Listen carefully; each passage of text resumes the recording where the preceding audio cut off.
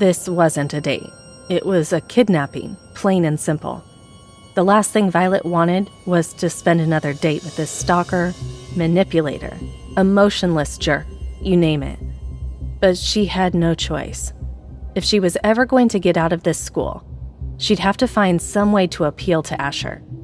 Hopefully.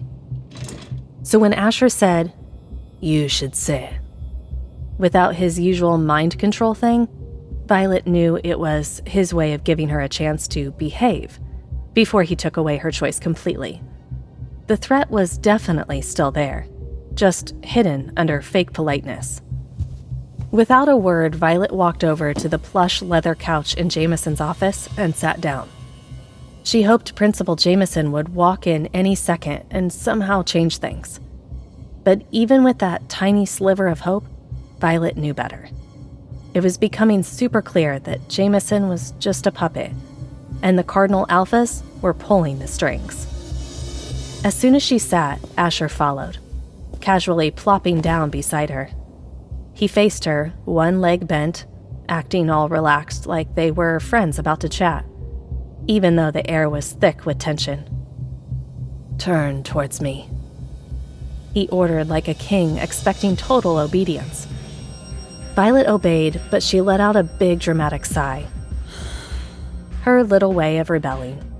Not that Asher seemed to care. As long as she did what he said, she could have been wearing a potato sack, and he wouldn't have blinked. They sat facing each other, Violet wondering what he was planning, while Asher messed with his phone. His hair fell over his forehead as he concentrated, and for some weird reason, Violet felt like brushing it aside. She shook her head. What is wrong with me? There was no way she was getting Stockholm Syndrome already. Suddenly, Asher looked up, a huge smile spreading across his face as he put his phone down. It was so unexpected and genuine, it caught her off guard. The happiness seemed real, and it almost looked good on him. He used her distraction to his advantage, grabbing her hand.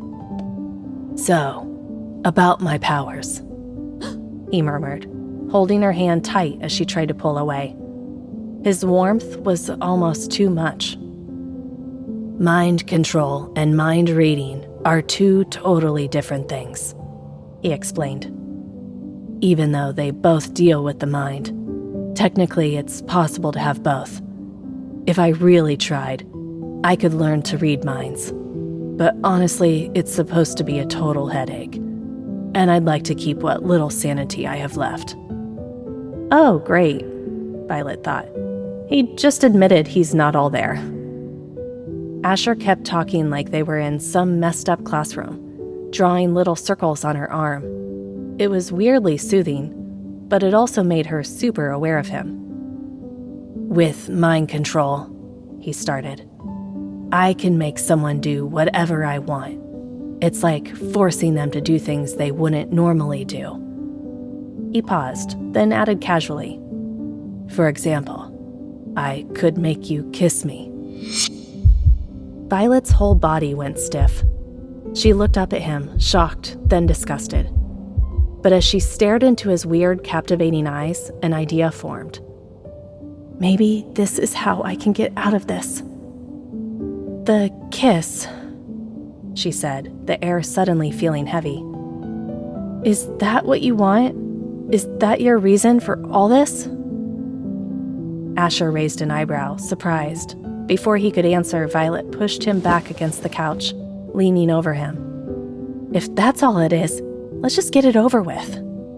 Asher stared at her, stunned, before bursting out laughing. Violet frowned. She wasn't trying to be funny. Then she felt his hand on her neck, his fingers brushing her lip, and she shivered.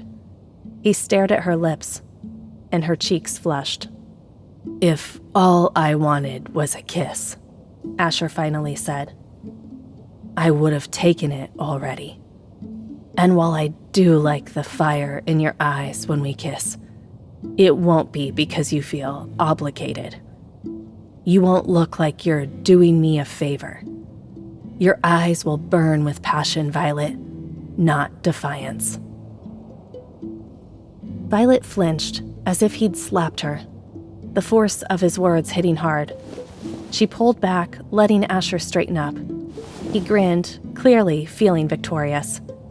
Without missing a beat, as if their intense moment had never happened, he reached for her hand again. Violet resisted, baring her teeth. Asher didn't back down, mirroring her expression with a low growl. That growl was a stark reminder that beneath Asher's human exterior lurked something primal.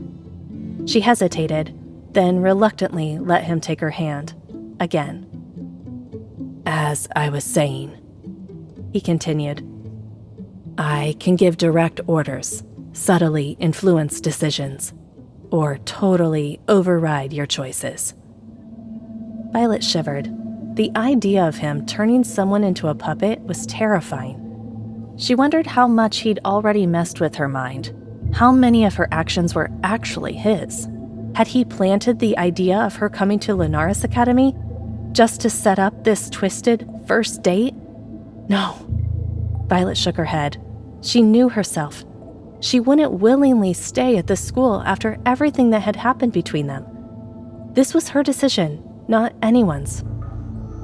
However, Asher's voice cut through her thoughts. My ability depends on my willpower, my focus, and sometimes the emotional connection between me and my target. He trailed off, intertwining their fingers. It was a simple gesture, but Violet's heart raced for reasons she couldn't understand. If my target is strong-willed, they might resist, especially if they know what's happening. Asher explained, his voice almost teasing. But since you're basically a newborn, we'll be having lots of late-night dates, my purple queen. In other words, he was planning on invading her dreams. The thought was scary, but also strangely exciting. It wasn't every day a stalker hot guy invaded your dreams.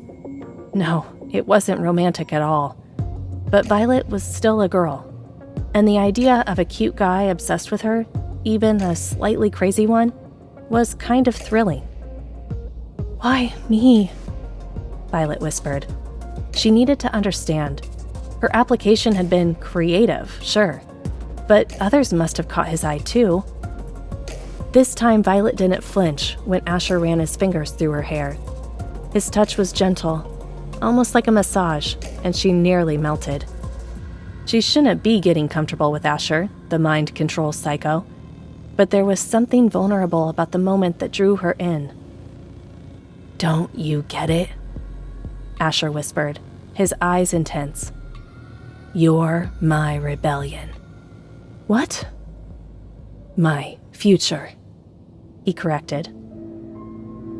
"Our futures are all mapped out, but you, my chosen one, will be the wrench in the gears. You'll tear them all apart and, maybe then, rip out my bleeding heart. How poetic is that?" He laughed, the sound bordering on manic. Violet pulled away, uneasy. Almost immediately, the office door opened, and Violet's heart leaped. Principal Jameson? But it wasn't. Instead, a young girl in a Lunaris Academy uniform entered, pushing a cart. "Alpha Asher," the girl said, bowing her head, waiting for instructions. "What's going on?" Violet frowned. Asher glanced at his watch, a slight frown creasing his forehead. "You might be late for your first class, but don't worry, I'll handle it. My purple queen needs to eat first." "What?" Violet blurted out, totally confused.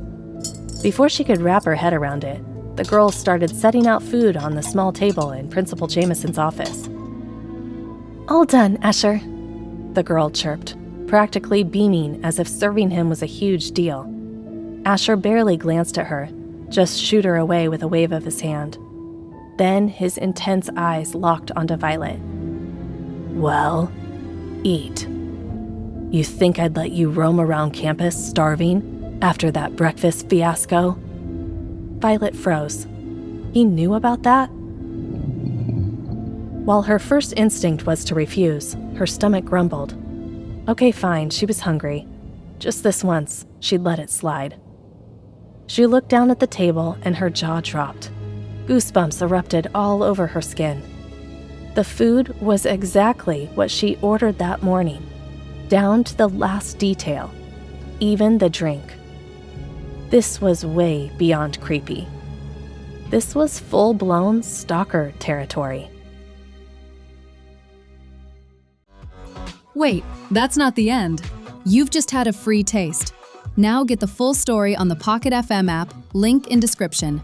Check out our next video and playlist, and don't forget to like, share, and subscribe.